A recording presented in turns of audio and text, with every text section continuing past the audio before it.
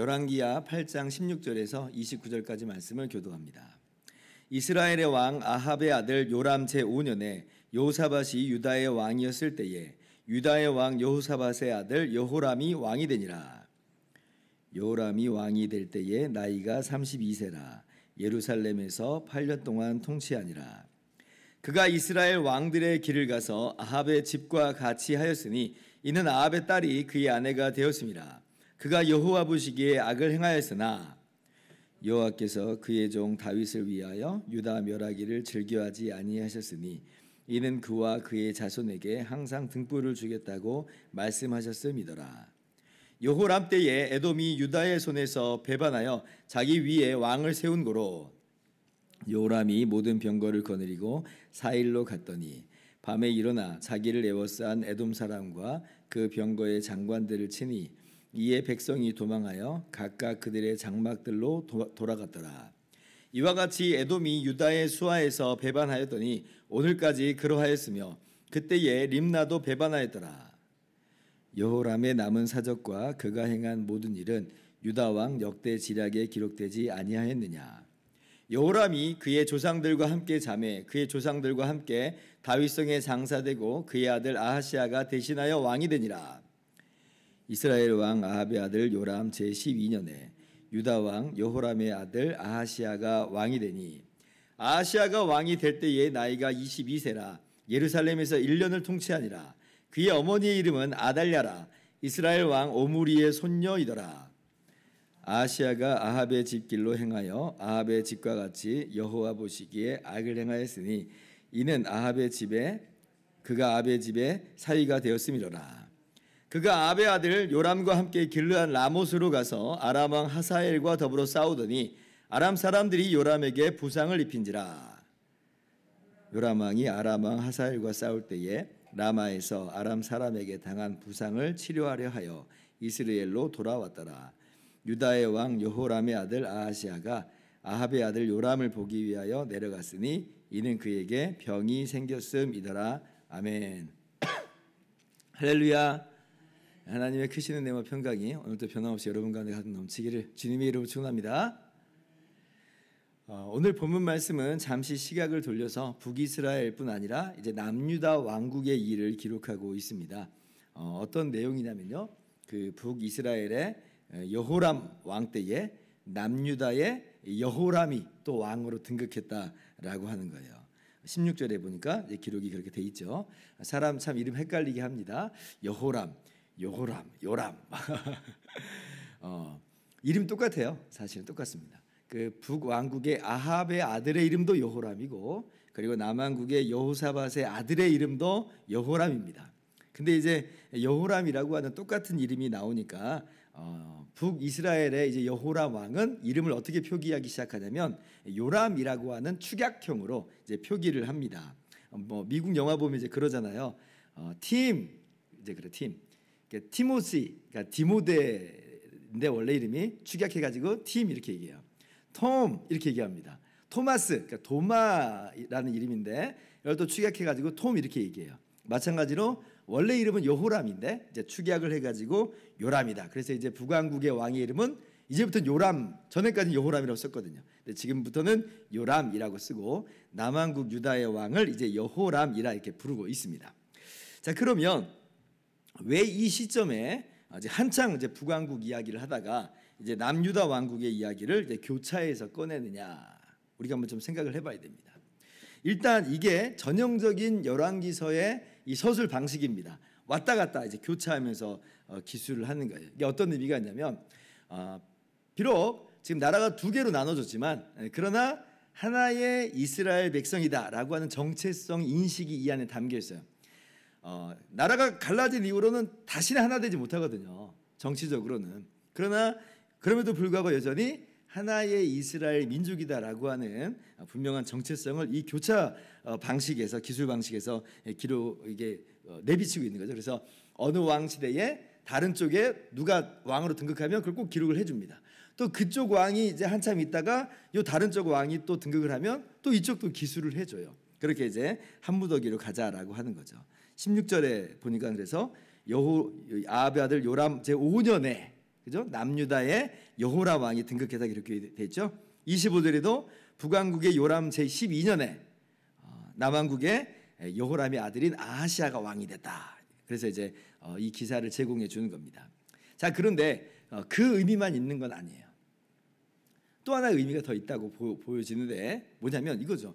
왜 하필 넣어도 넣는 건 이해를 하겠는데 왜 이 시점에 바로 이 지점에서 기록을 하는가라고 하는 것을 우리가 생각해 봐야 돼요. 남다른 의도가 있습니다. 원래 이제 연대기 순으로 그냥 평범하게 기록을 한다고 하면 지금 이 남왕국의 여호람 왕이 등극하는 거하고 그리고 또 여호람의 아들인 아하시아가 등극하는 것은 8년의 간격이 있거든요. 8년의 간격이 있으면 그만큼 떨어뜨려서 기술을 할 수 있는 상황이라 하는 거예요. 그런데 지금 이것을 한 무더기를 묶어서 지금 기록을 했어요. 의도가 있다는 겁니다. 그럼 그게 어떤 의도냐라고 할 때에 이거예요. 하나님께서 북왕국의 아합 왕조를 멸하시겠다라고 분명히 이미 엘리야 선지자를 통해서 말씀하셨습니다. 그리고 이제 그것이 이루어지는 때라는 거예요. 그것이 이루어지는 때다. 북왕국의 아합 왕조에 속한 모든 사람은 다 쓸어버릴 뿐 아니라 남왕국에도 혹시나 아합 왕조의 길을 따르고 있는 사람이 있다면 그도 마찬가지로 쓸어버려짐을 당할 것이다 라고 하는 그 의도가 오늘 이 한무더기로 기술하는 이 역사 기술 속에 들어와 있어요. 오늘 말씀 보면 아버지 여호람이나 아들 아하시아나 공통적인 언급이 있습니다. 그게 뭐냐면 이들이 바로 북왕국의 아합하고 연결되어 있다는 거예요. 연결된 사람들이다. 그러니까 아합 집의 사람이 된 거죠. 그래서 아합 같이 악을 행했다라고 하는 것이 공통적인 오늘 말씀이에요. 18절 보세요. 자, 여호람 왕이 이스라엘 왕들의 길을 가서 아합의 집과 같이 하였으니 이는 아합의 딸이 그의 아내가 되었습니다. 그가 여호와 보시기에 악을 행하였다. 이제 그렇게 말씀을 하죠. 그리고 이 아하시아도 한번 봅시다. 아하시아도 보면 자 27절 보세요. 아하시아가 아합의 집 길로 행하여 아합의 집과 같이 여호와 보시기에 악을 행하였으니 그는 아합의 집에 사위가 되었습니다. 그죠? 그러니까 똑같이 지금 이들이 아합하고 연결되어 있다는 거예요. 여호람의 아내는 그 유명한 아달랴입니다. 그리고 이 아달랴가 바로 아하시아의 엄마예요. 근데 이제 아하시아가 또 사위가 됐다라고 하는 말은 이게 뭐냐라고 할 때 바로 그 이야기. 이 아달랴가 이 아하시아의 어머니인 아달랴가 이 아합의 딸이었다. 이 이야기를 반복하는 걸 수도 있고 어쩌면 아하시아 역시도 아합 가문의 어떤 사람하고 결혼을 했을 수 있어요. 그러니까 이런 걸 보면 지금 이제 아합과 이 남유다 왕들하고는 이제 연결된 사람들이다라고 하는 거죠. 그러면 이들의 미래가 어떻게 될 것인가라고 하는 건 너무 자명한 거예요. 아합의 집을 쓸어버리겠다라고 할 땐 비단 것이 북왕국에 속한 사람들뿐만의 얘기가 아니라 남왕국에도 그러한 길을 따라가는 아합의 집에 속한 사람이 있다면 그도 역시 쓸어버려짐을 당할 것이다. 이게 오늘 본문의 포인트입니다. 그래서 이제 남왕국의 이 세부적인 역사는 별로 이렇게 기술해 놓지 않습니다.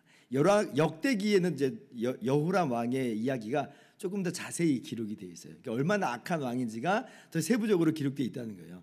여호람은 남유다에서도 세 손가락에 꼽히는 진짜 악한 왕입니다. 정말 악한 왕이에요. 그러니까 왕에 등극해가지고 자기 동생들을 다 죽여버려요. 이런 정말 포악한 왕이 어디 있어요? 또 그러니까 뭐 자기 동생들도 죽이는 판에 다른 사람들, 자기 백성들은 정말 존중하고 잘 하겠어요? 아니죠. 몇 사람들 또 사람들을 임의로 죽이는 그런 포악한 일을 합니다. 산당을 세우고 우상을 섬기고 그래요. 그래서 하나님께서 징계를 하세요. 여호람 왕 때 에돔 오늘 수아에서 벗어났잖아요. 림나도 다 배반합니다. 심지어는 블레셋과 아라비아 사람들이 쳐들어와 가지고 여호람 왕의 아들들을 다 죽여요. 아시아 빼고는 다 죽임을 당합니다. 그러니까 지금 씨가 끊어질 판이에요. 이제 여호람 하나 남았죠. 자기 동생도 다 죽였으니까. 그리고 여호람의 아들 중에서는 아하시아만 남은 거예요. 왜냐하면 지금 이 블레셋과 아라비아 군대가 다 죽여버렸으니까. 그러니까 지금 다윗 왕조가 끊어질 만한 위기에 처해진 겁니다. 누구에 의해서? 지금 이제 여호람 왕 때부터. 나중에 이제 아달랴는 아하시아의 씨들을 다 죽이죠. 정말 이 다윗 왕조 끊어질 위기가 있는 거예요. 왜 이런 일이 발생하는가? 아합의 집에 속했기 때문에 그래요. 아합의 길로 행했기 때문에 그렇습니다. 그래서 이제 사실 하나님께서 정말 오늘 말씀처럼 이 19절에 다윗이 하나님께 유다 왕조에게 등불을 주겠다. 그러니까 하나님께서 다윗 언약으로 붙잡지 않았다고 하면 이 집도 사실은 망해버려야 마땅했다는 집이에요. 그런데 하나님께서 다윗과 맺으신 그 언약이 있기 때문에 그래서 지금 남겨두신다라고 하는 그런 은혜를 이야기하세요.